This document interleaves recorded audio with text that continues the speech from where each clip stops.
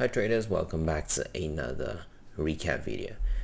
So this week I took a total of 3 positions, £2 yen short, $1 Canadian short, and I have to be honest with all of you, although I'm closing this week a little bit over 16 to 17k in profits, but no complaint. But there was still a lot of management type error that I could have been improved, because both of I got 2 positions, especially on dollar CAD and pound yen, where both of them could have been a massive 4 to 5 hour trade, but because I held it a little bit too long, I got trailed up, and eventually just to see price drop all the way back. But yeah, if you look at the P&L overall on MT4, this week so far we're closing for about $16,865 to be specific, and let's straight go into the chart. So the first pair that I traded was pound yen, and obviously you can see I caught the high and I missed out these entire piece down. But let's try to review what went wrong, what went correctly. So the main reason why I initially took a short on pound yen, it was mainly because of the 4-hour time frame. Price was very overstretched. Again, it doesn't mean that price go overstretched then you go short. No, there's no such thing in the financial market. You have to understand that expensive can remain expensive, cheap can remain cheap. Sometimes where the market it feels like it's a little bit too overextended, it can still continue pump up for a couple hundred pips more. So the main reason why it wasn't because the price was overextended, that's why I took a short. It was because first thing, it was so far away from the 4-hour 20 EMA, and even on the daily right now we are still floating about 100 pips above the 20 EMA. So normally when I start seeing price float very far, very stretchy away from the EMAs, from the daily and the 4-hour chart, that's a big indicator, and that tell me I can potentially look for some short-term mean reversion setup. So if you look at the 1 hour, let's just drop into the 50-minute. As y'all can see here, we have a major swing high at 188.20, so that's it.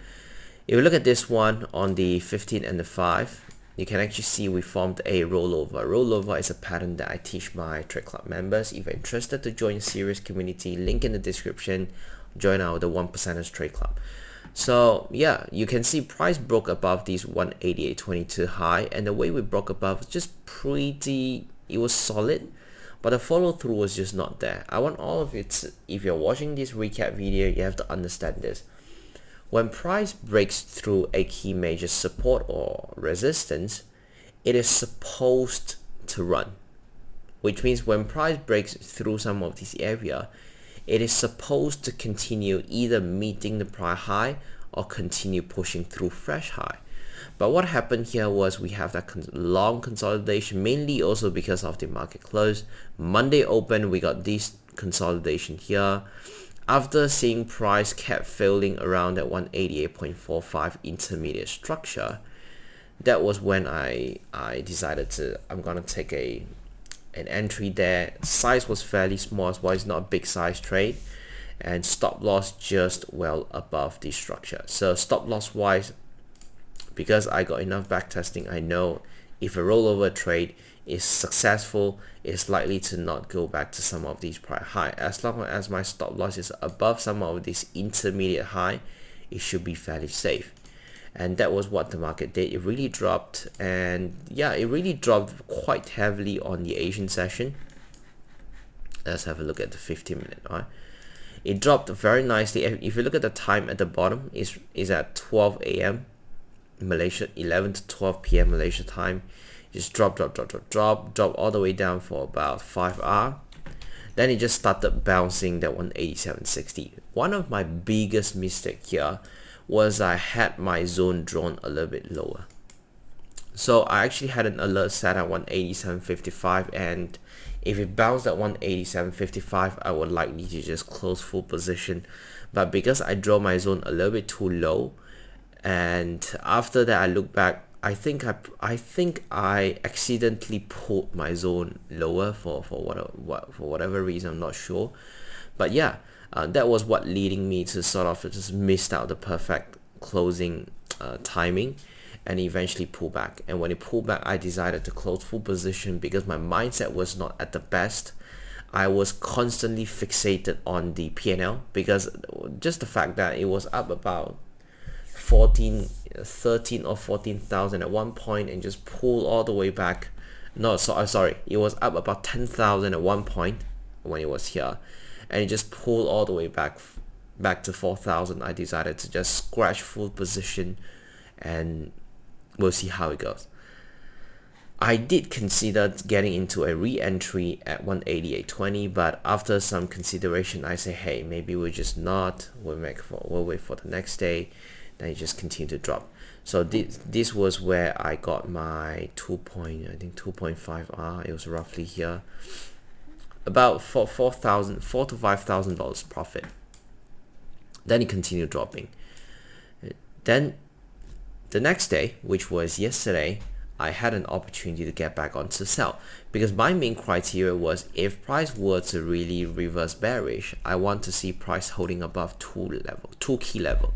First one is 188.20, second one is 187.61. And since price have tested and rejected and really did reverse from that 188.20, I expect price wouldn't go back to this area anymore. So after seeing price run like this, high chance is just going to pull back into where? 187.61 and continue to drop. So that was my entire thought process yesterday. I did not get in on this first wave sell because I saw the way price pullback was a little bit too aggressive. Therefore, I waited for price to actually fake out that 187.61 structure, and then I joined the pullback. All right, so pretty straightforward trade, very clean, very solid. Price pullback, faking out this 187.61, drop down, pull back, trend confirmed. Then I continue to look for sell.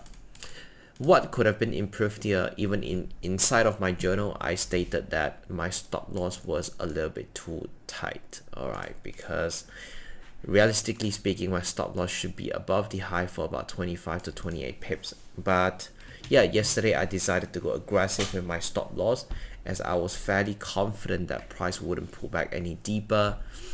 Then yeah, it turns out to be a winning trade. It was quite close to getting stopped out, then it just dropped all the way down to 3R. So some of you watching this, you might be wondering, hey, why do you only have a 3R target if you feel like this can potentially reverse a lot lower? The main thing was when I took the trade, it was about 10 p.m. Malaysia time. It was late. So if I'm taking any new position on this kind of hour, I usually will set a conservative target because I'm going to bed. I don't have the ability to monitor the trade. I was already up one night because I was monitoring dollar CAD short, which we'll go into that later on. Yeah, so overall it's a good trade. It's a good trade. It's a nice winner, $6,000 in profit, and we'll move on to dollar CAD, which is our final position. So dollar CAD was also a trade that majority of my trade club members have taken it. We call it in our community, and most people were just happy to see majority of us were able to capitalize on this selling opportunity. So long story short, the main reason why we were looking for short on dollar CAD, it was because of our longer term planning. We've been eyeing on that major reversal at 138.35 for a long time. Then yeah, price really did reverse from here, as you can see. Nice triple rejection here, another failure at 138.36. Then we started dropping. After we started dropping, what really attracted me and our whole community to look for short? Bear in mind, I've already taken a short from here to here for about 2.8R on last Friday. So this was this week's trade, right? This 16.8K profits is purely this week. So after seeing price form low high, flowing along with the 20 and the 50 EMAs on the 4 hour, we pretty much have concluded that, hey, this is on a downtrend. Love that. Price then formed this nice break and retest on Friday here, broke under 136.89. That was when I called a sell in our community. I took a short as well. The position was something like this, very tight stops because the position was very clear. Stop loss was about 12 pips. We're able to close it for about 2.8, 2.85, 2.87 After seeing price break, it flushed down very aggressively on Friday, and I actually missed out this entire piece. So on a weekend Zoom session, when I was with the Trade Club members, I told them on Monday we're going to set a sell limit order at 136.55, and stop loss wise about 18 to 20 pips. We're looking to take this all the way back down, and that was exactly what the market did.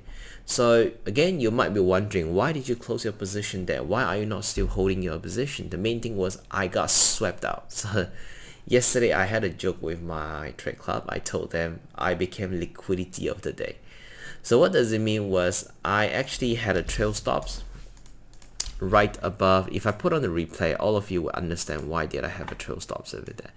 I saw price breaking under 135.96 very nicely, lovely pullback.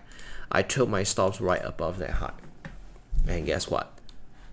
On the next hour, price swept me out, and it just eventually dropped all the way down. So yeah, so it was a funny situation as well. But again, if you look at all my positions, they were all good runner, really beautiful trade. But in terms of management, I could have been a bit more loose on them and really just let them run a bit more. But yeah, we all learn from our day-to-day mistakes, and that's one thing about trading is you're never perfect. Even I don't care how profitable you are, there are still times where you get caught doing simple mistakes like this, trailing stops too tight, whatever. But on the another side, I'm still quite happy with all the positions I took, because I really just stuck to my plan from head to toe. Even that trail stops on dollar CAD that I just mentioned earlier, it was pretty much planned beforehand as well. So it wasn't something impulsive that I did. Yeah, so that's pretty much it for the recap on this one. Good week to start, and we'll see how it goes. If you like the video, please don't forget to like and subscribe, and I'll talk to you later. Bye bye.